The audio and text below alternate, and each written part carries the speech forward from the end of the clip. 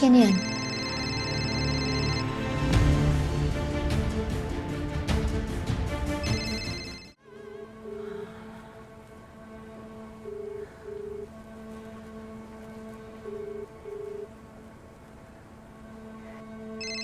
Hindi mo sagutin. Who's calling?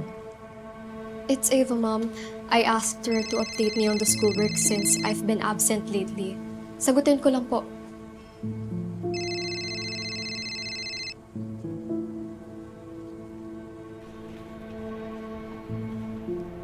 Hello, Miss Felma?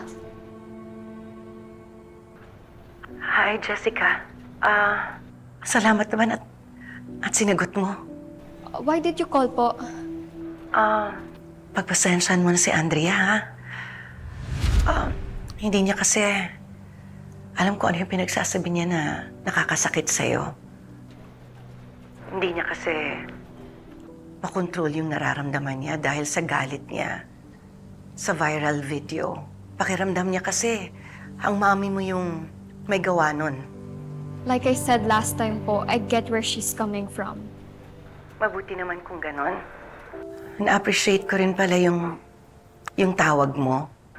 Dahil doon nalaman ko yung lagay ng daddy mo. Believe it or not, ipinagdadasal ko kayo. Yung buong pamilya niyo. Thank you, Miss Felma. It really means a lot po. Kumusta na pala yung daddy mo? Nagising na po siya after ng surgery.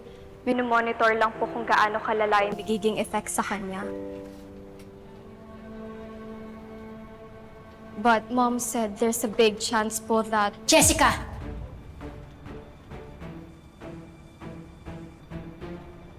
Sino yung kausap mo? Sino sabing kausap mo, ha? Sino yan? Sino yung kausap mo? Mom, give it back to me, please. Mom, Mom! Akin, Mom! Mom, give it to me. Akin, ha?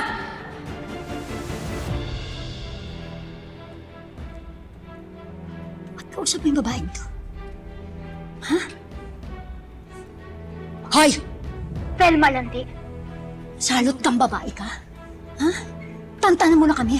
Ang kapal na mukha mo, patawag-tawag ka pa? Mom, Ha? please, Ano stop kailangan na mo po. sa anak ko? Ha? Anong balak mo? Lalasunin mo isip niya para kalabanin ako?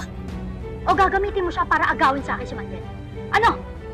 Desperada ka talagang babae ka? Mahuli pa kita na tinatawagan mo yung anak ko o kaya asawa ko. Tandaan mo, susugurin kita dyan sa Pilipinas. Isasalaksak ko dyan sa bibig mo lahat ng longganisang pinaggagawa mo. Mom, stop na. Walang iya ka, mamatay ka na sana.